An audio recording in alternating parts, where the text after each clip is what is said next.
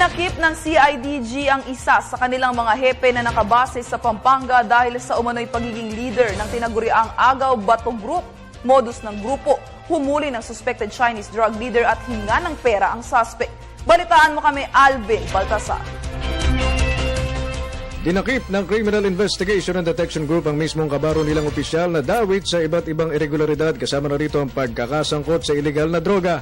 Modus ng natiklong opisyal ng CIDG na si Police Chief Inspector Bienvenido Reydado, ang hepe mismo ng CIDG Pampanga, drug suspect, kunin ang drogang nakumpiska dito at tumingin ng kaukulang halaga kapalit ng kanyang kalayaan pero hindi na ibabalik ang kinumpiskang droga. Ang drogang kinuha sa drug suspect, siya naman umanong ibebenta sa merkado.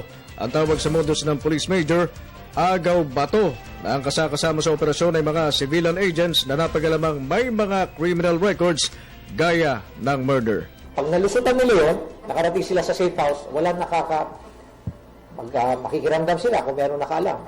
Pag wala na, unti-unti na nilang kukunin na nila yung drugs, kakausapin na nila yung drug trafficker, makikipag-negotiate na kung magkano ang presyo, at papakawalan nila. At the same time, yung drugs, i-recycle nila, benta nila. Dapat, papailan nila ng kaso.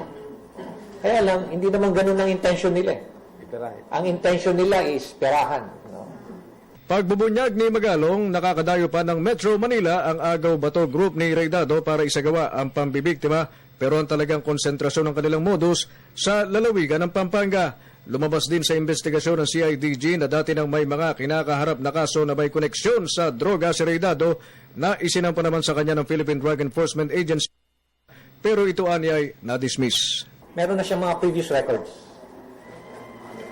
May mga cases na nangyaring incident, may mga insidente na wherein he was actually investigated for irregularities in anti-crime operations. Nakumpiska sa ikinasang raid ng CIDG Anti-Crime Organized Unit sa mismong tanggapan ni Reydado ang 5 high-powered firearms, 11 pistola, iba't ibang uri ng bala at 2.6 na milyong piso.